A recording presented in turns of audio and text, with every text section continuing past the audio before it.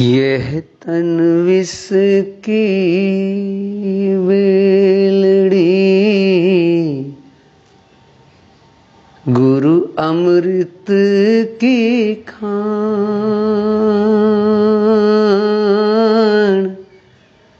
यह तन विष की बेलड़ी, गुरु अमृत की खान।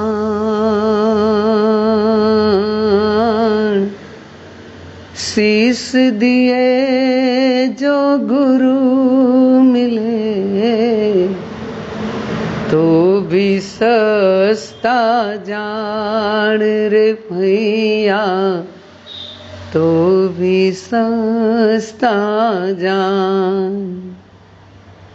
यह तन विष की बेलड़ी, गुरु अमृत की खान। शीश दिए जो गुरु मिले, तो भी सस्ता जान। ये तन बोले तो ये शरीर, विष की बेलड़ी, शरीर को बेलड़ी बोला है।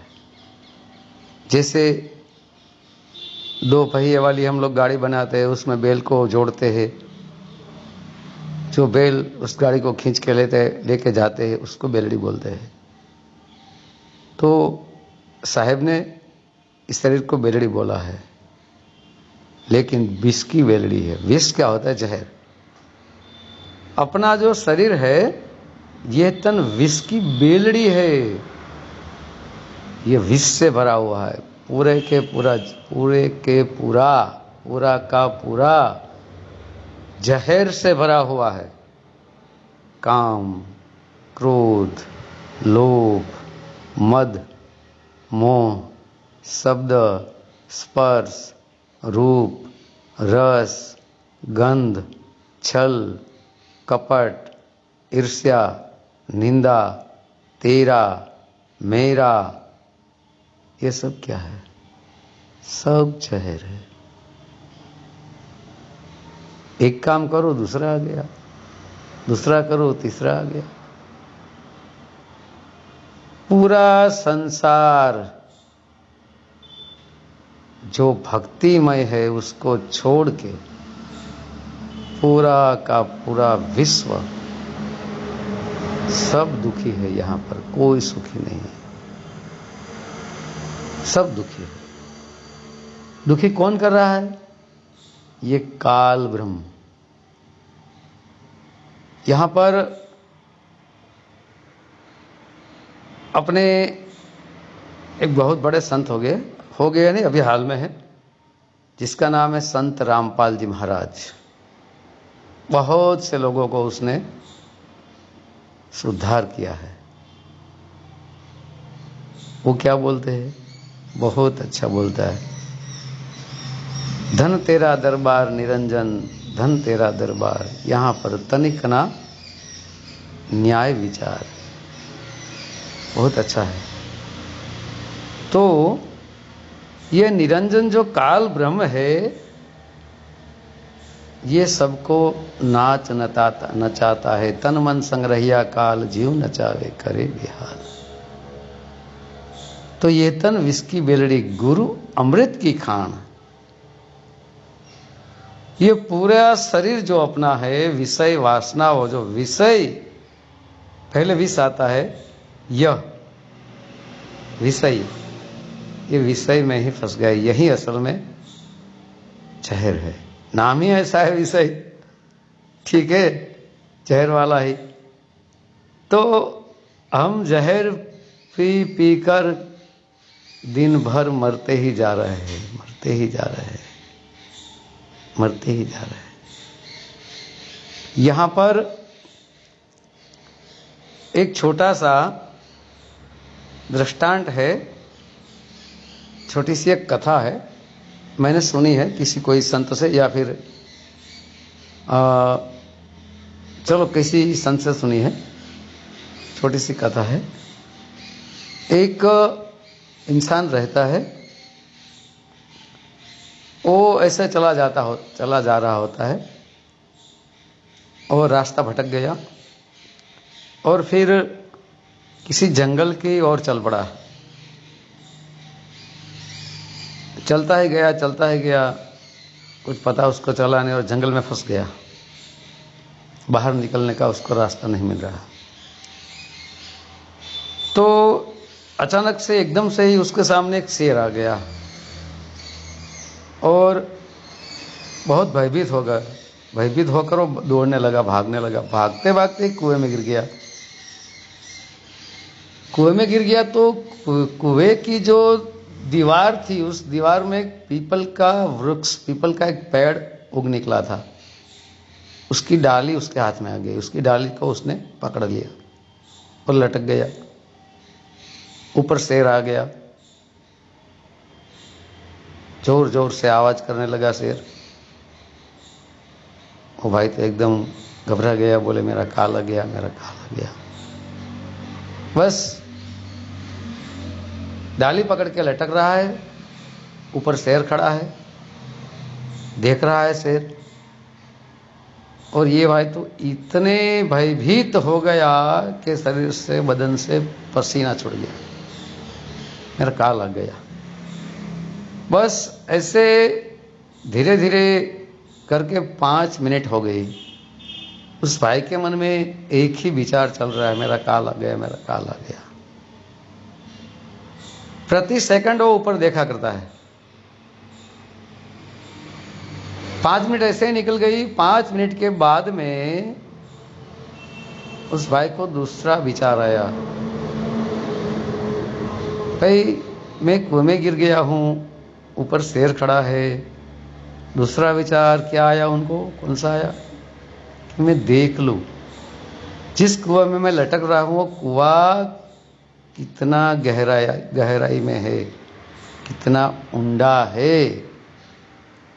नीचे की ओर देखा तो कुआं 10 फुट की नीचे, वो 10 फुट नीचे वो लटक रहा था पीपल का पेड़ की डाली को पकड़ के। और नीचे की ओर नजर किया तो 50 फुट और भी गहरा कुआं।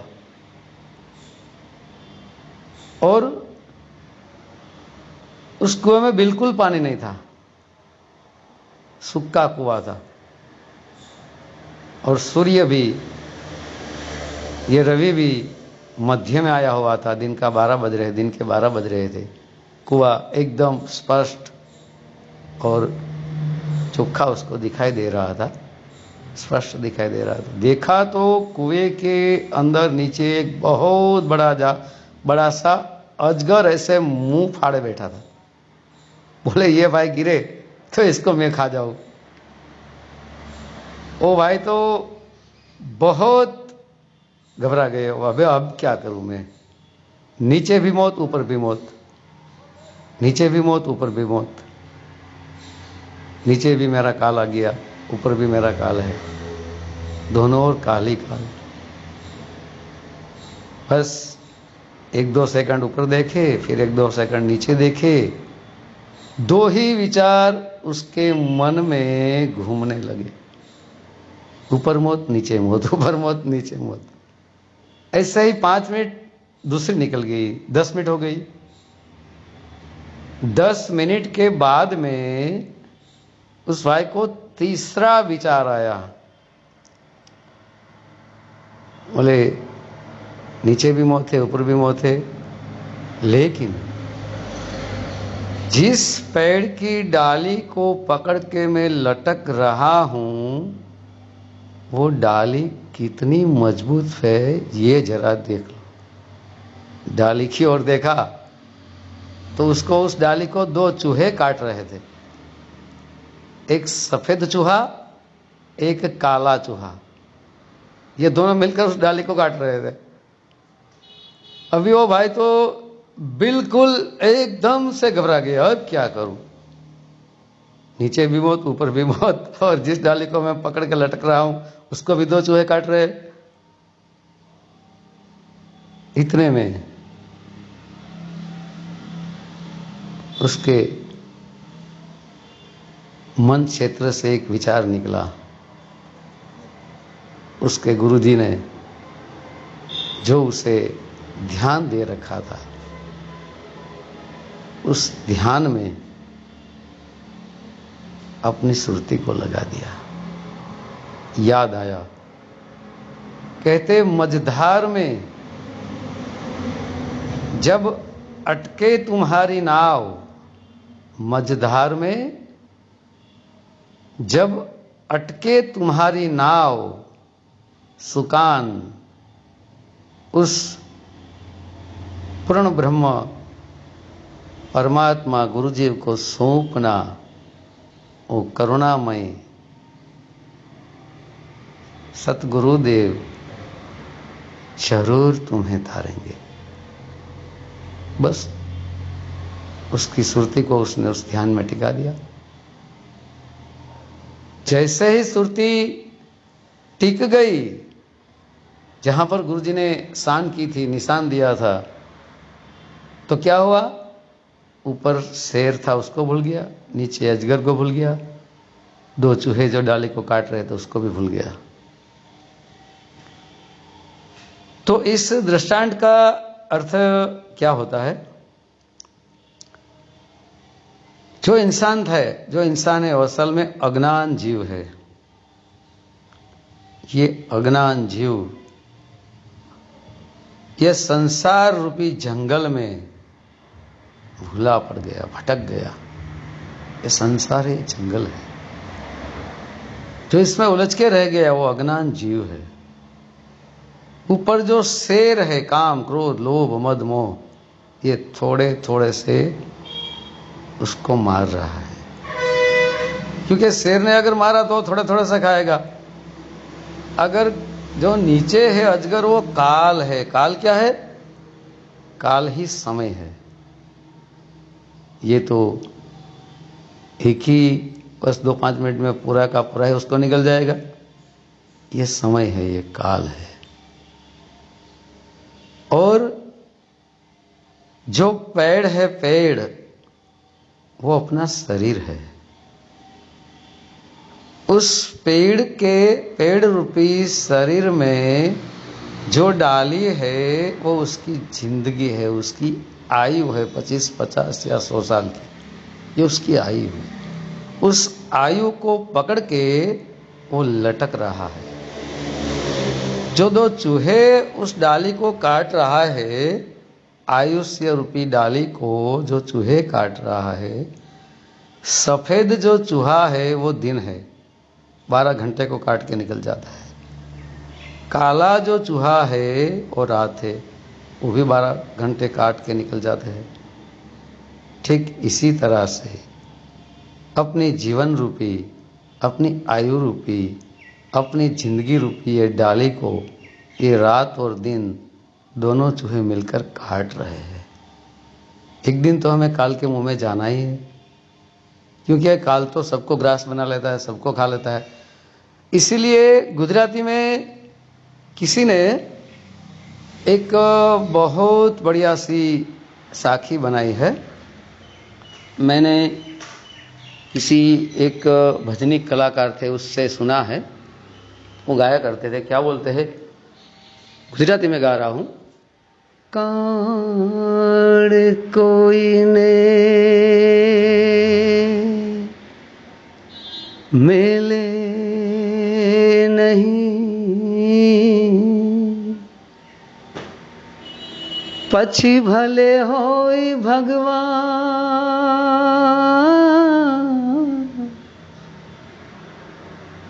भीले बाण मारियो, જ્યારે કૃષ્ણ હતા બળવાન। કાળ કોઈને મેલે નહીં, પછી ભલે હોય ભગવાન, ભીલે બાણ માર્યું, જ્યારે कृष्ण હતા बलवान। इसका यह अर्थ है कि काल जो है, काल वो किसी को छोड़ता नहीं, चाहे क्यों ना वो भगवान हो। भील ने जब उसको बाण मारा तब भी कृष्ण बलवान ही थे, सुदर्शन चक्र था उसके पास में। तो उस टाइम पे, काल बोले तो समय, तो उस समय पे, उस टाइम पे ये चक्र भी कुछ नहीं कर पाया। जिस चक्र से 3 लोग कांपते थे, तो उस टाइम पे उसका चक्र क्यों भाई कुछ काम नहीं कर सका? क्योंकि पिछले जन्म में बाली को उसने मारा था, उस कर्म का फल उसको भुगतना पड़ा। तो फिर अब हम जो कहते थे, हमारी जो असल में वाणी थी साहिब जी की, कि ये तन विष की बेलड़ी गुरु अमृत की खान, शिष दिए जो गुरु मिले तो भी सस्ता जान। तो ये अपना जो शरीर है पूरा विष से भरा हुआ है। गुरु अमृत की खान, ये तन विष की बेलड़ी गुरु अमृत की खान, शिष्य दिए जो गुरु मिले तो भी सस्ता जान। अभी जैसे कोयले की खान रहती है, हीरो की खान रहती है, पत्थरों की खान रहती है, उसमें से जो पत्थर निकालते हैं उसको पत्थर की खान बोलते हैं, हीरा निकलते उसको हीरे की खान बोलते हैं, कोयले निकलते उसको कोयले की खान बोलते हैं। तो इसी तरह से गुरु अमृत की खान है, अमृत भरा हुआ है। गुरु नाम की जो खान है वहां अमृत के अलावा और कुछ है ही नहीं। तो अमृत क्या है? मृत और अमृत, जो कभी मरता नहीं है उसको अमृत कहते हैं। तो कभी ना मरने वाला कौन है? आत्मा है, परमात्मा है। यही असल में अमृत है। गुरु अमृत की खान, वो अमर बना देते हैं। लेकिन कब अमर बनाते हैं? शिष्य दिए जो गुरु मिले तो भी सस्ता जान। शिष्य बोले तो अपना अपना अहंकार काट दो। अरे अहंकार को काट दो, छोड़ दो अहंकार को। ये अहंकार को काट दिया तो सब कुछ खत्म हो गया, कुछ रहता नहीं है। अहंकार से दिया सब कुछ हो रहा है। तो शिष्य दिए जो गुरु मिले तो भी सस्ता जान। महंगा नहीं है ये, सस्ता है। सब कुछ दे दे उसके बदले में। गुरु अगर मिलते हैं, सतगुरु मिलते हैं, सार शब्द रूपी सतगुरु मिलते हैं, तो उसके बदले में अपना सब कुछ न्योछावर कर दे। शिष्य दिए जो गुरु मिले तो भी सस्ता जान। महंगा नहीं है, बहुत ही सस्ता है।